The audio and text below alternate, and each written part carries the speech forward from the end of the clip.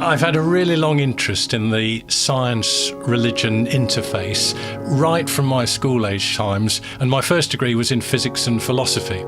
And when I had the sabbatical in 2012, what I came back with was a deep conviction that there's a mountain of really good academic literature which puts the relationship between science and religion into a much more nuanced and deeper place than a lot of the popular understanding does. Science is a very complex business. There's not just science. From neuroscience to cosmology, from sociology to biology. There's a whole range of questions, and the rate of change of science and the gaining of knowledge is exponential. And therefore the task for someone like me as a church leader was to communicate some of this really good material so that it gets into the bloodstream of our churches, but also into our education system and into wider societies.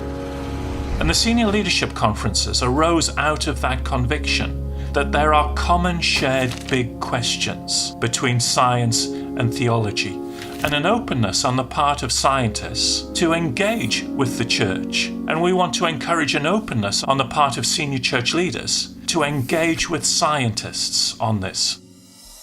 I think one of the elements in that is the idea of truth-seeking.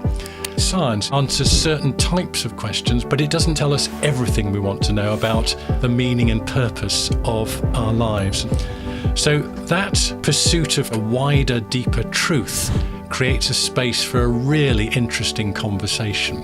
And certainly our experience where we've had leading scientists just telling us about their work, whether it's in genetics, whether it's in cosmology, whether it's in artificial intelligence, whether it's in evolution, you end up having absolutely fascinating conversations because these conversations take us right to the heart of really big questions about life. And those are the big questions about what does it mean to be human in the light of artificial intelligence, or our understanding of the human genome, or indeed life elsewhere in the universe.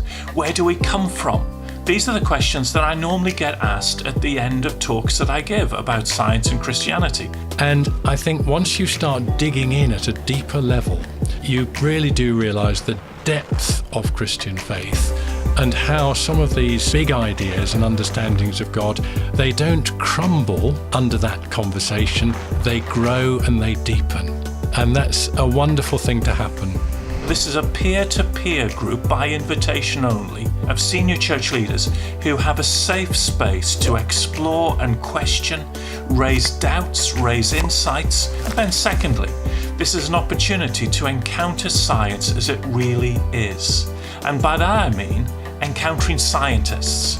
And the way we do it is by asking world-leading scientists, whatever their faith community commitment or none, into a space where we want to take their science very seriously indeed, but at the same time into a space where we want to take theology, and particularly the Bible, seriously. Humankind, we are innately curious. Science has developed with an understanding that we can explore with our minds the deep patterns of the universe to the wonder of God's creation.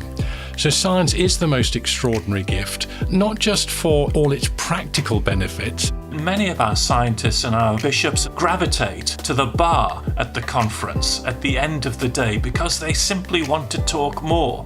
They want to get to know each other as people, and we've been reasonably successful in creating that space where there's a freedom to take seriously both science and theology, and to see them as mutual conversation partners rather than one being primary and the other secondary.